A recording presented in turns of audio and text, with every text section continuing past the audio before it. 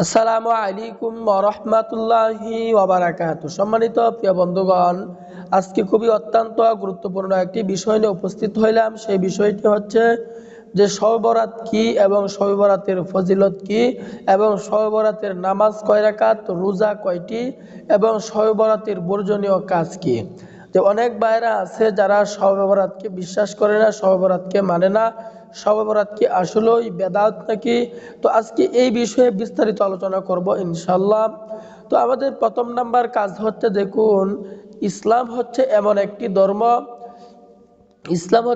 একটি ধর্ম, যাতে মধ্যম পন্থা অবলম্বন করা হয়, যাতেও বাড়াবাড়িও নাই, ছাড়াছাড়িও নাই। আর আরবিতে একটি প্রবাদ বাক্য আছে, কাজের মধ্যম পন্থা অবলম্বন করাই হচ্ছে আপনার উত্তম। তো আমরা জানি যে মুসা আলাইহিস সালামের যে ধর্ম ছিল, তিনার ধর্মের বিধান ছিল অত্যন্ত কড়াকড়ি। তিনার ধর্মের বিধান ছিল যে কেউ যদি তোমার একটি হাত নষ্ট করে ফেলে, তুমিও তার হাত নষ্ট করে ফেলাও। কেউ যদি তোমার একটি চোখ উপড়ে ফেলে, তুমিও তার চোখ উপড়ে ফেলাও। কেউ যদি তোমার একটি পা নষ্ট করে ফেলে, তুমিও তার একটি পা নষ্ট করে ফেলাও। এটা ছিল মুসা আলাইহিস সালামের ধর্মের বিধান। আর আমরা জানি ঈসা আলাইহিস সালামের ধর্মের বিধান ছিল একেবারেই ছাড়াছাড়ি। যে বলা হয়েছে ইজা দরাবা হাদু খাত্তুকাল আইমান, অর্থাৎ তোমার যদি কেউ একটি বাম গালে তাপ্পর মারে, তাহলে তুমি ডান গালটা পেতে দাও, সে যেন কি আরেকটি তাপ্পর দিতে পারে। এটা ছিল ঈসা আলাইহিস সালামের ধর্মের বিধান। তো এই দুটা ধর্ম, একটি ছিল আপনার অত্যন্ত কড়াকড়ি, আরেকটি ছিল অত্যন্ত ছাড়াছাড়ি। কিন্তু ইসলাম হচ্ছে এমন একটি ধর্ম যাতে ইনসাফ ভিত্তিক সব হয়, যাতেও বাড়াবাড়িও নাই, ছাড়াছাড়িও নাই। তো এই শবে বরাত নিয়ে অনেক তিনটা দল হয়ে গেছে। এক নাম্বার দল হচ্ছে যারা শবে বরাতকে অস্বীকার করে, শবে বরাতকে মানে না, শবে বরাতের কোনো অস্তিত্ব নাই। তো আরেক দল লোক আছে যারা শবে বরাতকে মানে, শবে বরাতের ফজিলত আছে, শবে বরাতের অস্তিত্ব আছে। তো আরেকটা দল হচ্ছে যারা শবে বরাতকে মানে এবং ফজিলত আছে, কিন্তু শবে বরাতের সাথে সম্পর্ক নাই, এমন অনেক অনাকাঙ্ক্ষিত বিষয় এই শবে বরাতের মধ্যে আপনার ঢুকাইয়া দিছে। তো এখন আমরা জানি যে শবে বরাত কি আসলেই কোরআন এবং হাদিসের মধ্যে আছে কিনা।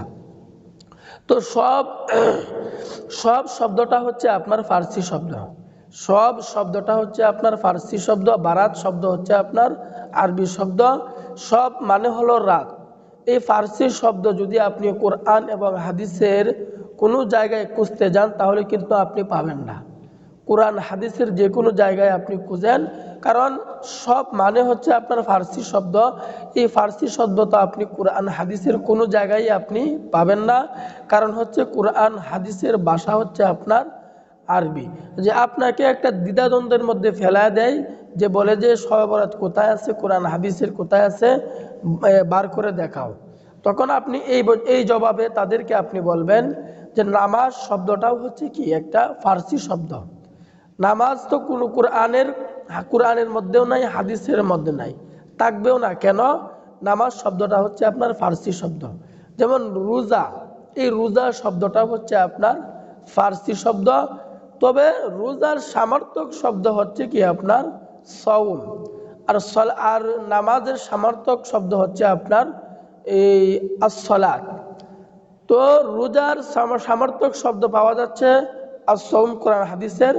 as-সাওমের কথা কোরআনের মধ্যেও আছে, হাদিসের মধ্যেও আছে। as-সালাত অর্থাৎ নামাজের সামর্থক শব্দ হচ্ছে আপনার as-সালাত। এই সালাতের কথা আপনার কোরআনেও আছে, হাদিসের মধ্যেও আসছে। তাহলে হুবহু শব্দগুলো অর্থাৎ নামাজ, রোজা যদি কোরআনের এবং হাদিসের কোনো জায়গায় খুঁজতে যায়, তাহলে সে পাবে না, না পাওয়ারই কথা। ফার্সি শব্দ কোরআন এবং হাদিসে নাই। ঠিক তদ্রূপ এই শবে বরাত শব্দটা, হুবহু শব্দটা যদি আপনি কোরআন এবং হাদিসে খুঁজতে যান, তাহলে কিন্তু আপনি পাবেন না। তো শবে বরাতের সমর্থক শব্দ হচ্ছে আপনার লাইলাতুল বারাত। লাইলাতুল বারাত, এই লাইলাতুল বারাতের কথা হাদিসের মধ্যে আসছে। নবীজি সাল্লাল্লাহু আলাইহি ওয়াসাল্লাম বলছেন লাইলাতুল বারাত লাইলাতুন নিসফি মিন শাবান। এই শবে বরাতের আরেকটি সমর্থক শব্দ হচ্ছে লাইলাতুন নিসফি মিন শাবান, অর্থাৎ শাবান মাসের 14 তারিখের দিবাগত রাত্রিতে। তো এই হলো শবে বরাত এবং হাদিসের মধ্যে সমর্থক শব্দ অনুযায়ী শবে বরাত হাদিসের মধ্যে পাওয়া যায়। তো এখন শবে বরাতের ফজিলতটা কি?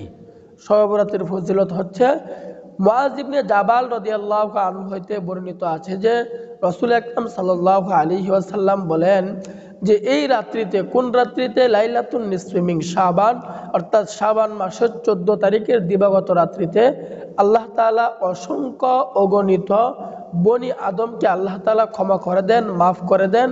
তবে দুই শ্রেণীর লোক ব্যতীত। এক নাম্বার হচ্ছে যারা আপনার হিংসা করে, আর দ্বিতীয় প্রকার হচ্ছে যারা মুশরিক, অর্থাৎ আল্লাহ তাআলার সাথে শিরিক করে।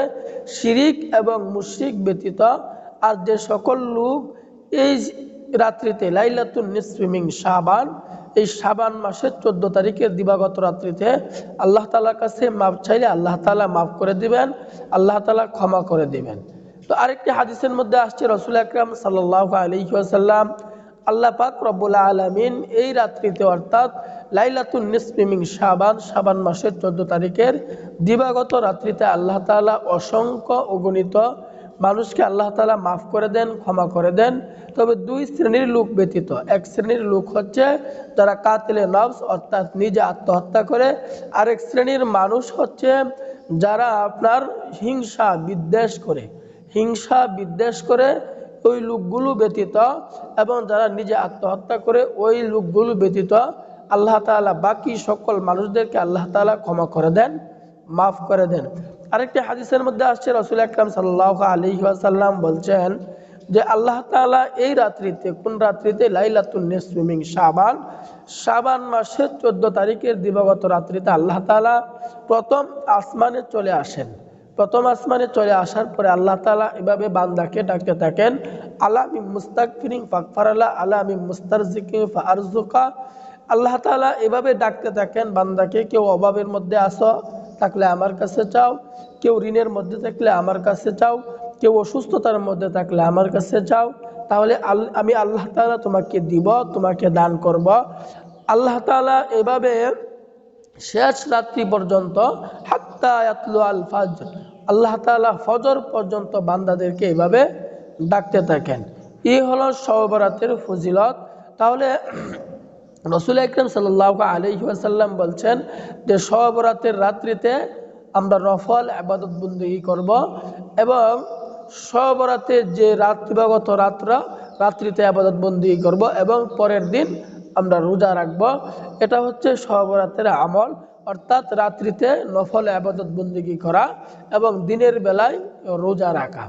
তো এই হলো শবে বরাতের ফজিলত এবং শবে বরাতের করণীয়। এবং শবে বরাতের বর্জনীয় কাজগুলো কি? শবে বরাতের বর্জনীয় এক নাম্বার কাজ হচ্ছে, শবে বরাতের বর্জনীয় এক নাম্বার কাজ হচ্ছে যে আতশবাজি, আগুন, মোমবাতি এগুলো জ্বালিয়ে ইবাদত বন্দেগী করা। ইসলাম কিন্তু আপনাকে সাপোর্ট করে না, এগুলো জ্বালানো যাবে না, আতশবাজি করা যাবে না। আতশবাজি করলে এলাকায় এই আপনার দূষণ শব্দ হয়। তাহলে এই পটকাবাজি অর্থাৎ আতশবাজি এগুলো থেকে আমাদেরকে বিরত থাকতে হবে। আরেক নাম্বার হচ্ছে আপনার শিরনি, পোলাও, এগুলো আমি যে আগে থেকে একটা সূত্র ধরে বানানো শুরু করে দিলাম। তো আমি যদি এই ফজিলতের রাত্রিতে শিরনি, পোলাও এইগুলো খেয়ে যদি রাত পার করে দিই, তাহলে আমি ইবাদত করব কোন সময়? ইবাদত করব আমি কোন সময়? যেহেতু ফজিলতের রাত, তাহলে ওই দিকে বেশি মগ্ন হওয়া যাবে না, খাওয়া খাদ্যের দিকে এত মনোযোগ দেওয়া যাবে না। এরপরে বর্জনীয় কাজ হচ্ছে যে অনেক ভাইয়েরা বলে যে এই রাত্রিতে শুধু আপনার সজাগ থাকলেই হয়, যে তামাম রাত্র আপনি ইবাদত না করে আপনি খালি ঘুরতেছেন, আড্ডা দিতেছেন, তামাম রাত্র আপনি সজাগ রয়েছেন। এটা আপনার ভুল ধারণা। বরং আপনি যদি এই কাজটা না করে এই কাজটা করতেন যে আপনার শরীরে যতটুকু চাহিদা, এশারের নামাজ পড়লেন, আপনি এশারের নামাজ পড়ে কিছু জিকির আজকার, কিছু নফল নামাজ পড়ে আবার আপনি শুয়ে পড়লেন, আবার আপনি শেষ রাত্রিতে উঠে তাহাজ্জুদ পড়ে ফজরের জামাতটা আপনি জামাতের সাথে আদায় করলেন। হাদিসের মধ্যে আসছে যে ব্যক্তি এশার থেকে ফজরের জামাত, এশারের জামাত এবং ফজরের জামাত একসাথে পড়বে, অর্থাৎ ফজরের নামাজও সে জামাত সাথে আদায় করবে, অর্থাৎ এশারের নামাজ সে জামাতের সাথে আদায় করবে এবং ফজরের নামাজ সে যদি জামাতের সাথে আদায় করে তাহলে আল্লাহ তাআলা তামাম রাত্র তার নেকি আল্লাহ তাআলা তার অ্যাকাউন্টে যোগ করতে থাকবেন। এই জন্য আমরা অযথা সময় নষ্ট না করে ফজিলতের রাত্রে আমার শরীরে যতটুকু সায় দেয় ততটুকু আমি করে আবার ঘুমিয়ে পড়লাম, আবার ফজরের নামাজটাকে আমি জামাতের সাথে আদায় করার জন্য চেষ্টা করব। তাহলে এইসব কাজ থেকে আমাদেরকে বিরত থাকতে হবে, কারণ আল্লাহ তাআলা আমাদেরকে দুনিয়াতে পাঠাইছেন, আমাদেরকে দুনিয়া থেকে একদিন চলে যেতে হবে। তো এই জন্য আল্লাহ তাআলার ইবাদত বন্দেগী করা ছাড়া আমরা আল্লাহ তাআলার চিরস্থায়ী জান্নাতে যেতে পারবো না। তো আল্লাহ তাআলা আমাদের সকলকে আমল করার, বোঝার, আমল করার তৌফিক দান করুন। আমিন।